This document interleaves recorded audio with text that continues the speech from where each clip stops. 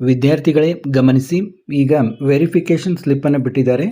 ನೀವು U G C E T 2026 ಅಂತ ಇದನ್ನು ಮಾಡಿ, ಟೈಪ್ ಮಾಡಿ, ನೀವು ಸರ್ಚ್ ಮಾಡಿದರೆ ಅಂತ ಕ್ಲಿಕ್ ಮಾಡಿ, ಅಥವಾ KCET 2026 ಅಂತ ಬಂದಲ್ಲಿ ನೀವು ಇದು ಮಾಡಿ, ಕರ್ನಾಟಕ CET ಅಂತ ಬರುತ್ತೆ. ಇಲ್ಲಿ UGCET ನಿಮಗೆ ಕಾಣ್ತಾ ಇಲ್ಲಿ UGCET 2026 ಅಂತ ಇಲ್ಲಿ ನೀವು ಕ್ಲಿಕ್ ಮಾಡಿದರೆ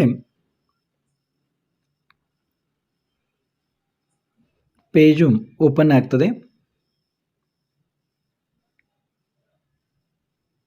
ಅಲ್ಲಿ ನೀವು ಅಭ್ಯರ್ಥಿ ಚಟುವಟಿಕೆ ಲಿಂಕ್ಗಳು ಅಂತ ನಿಮಗೆ ಕಾಣ್ತದೆ. ಅಲ್ಲಿ ವೆರಿಫಿಕೇಷನ್ ಸ್ಲಿಪ್ ಡೌನ್ಲೋಡ್ ಲಿಂಕ್ ಅಂತ ಬಿಟ್ಟಿದ್ದಾರೆ ನೋಡಿ, ಅದನ್ನು ಕ್ಲಿಕ್ ಮಾಡಿ.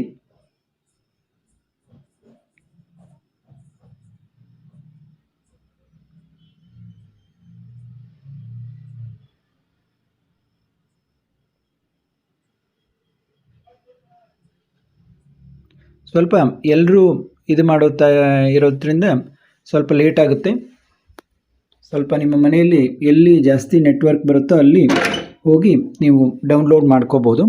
ಈಗ application number, enter password, captcha verification ಅಂತಿದೆ. ನಿಮ್ಮ ಅಪ್ಲಿಕೇಶನ್ ನಂಬರ್ ಹಾಕಿ, ಪಾಸ್ವರ್ಡ್ ಹಾಕಿ, ಕ್ಯಾಪ್ಚಾನ ವೆರಿಫಿಕೇಷನ್ ಮಾಡಿದರೆ ನಿಮಗೊಂದು OTP ಬರುತ್ತೆ. ಆ OTPಯನ್ನು ಯೂಸ್ ಮಾಡಿಕೊಂಡು ಲಾಗಿನ್ ಆಗಿ ನೀವು ನಿಮ್ಮ ವೆರಿಫಿಕೇಷನ್ ಸ್ಲಿಪ್ಪನ್ನು ಡೌನ್ಲೋಡ್ ಮಾಡ್ಕೋಬೋದು.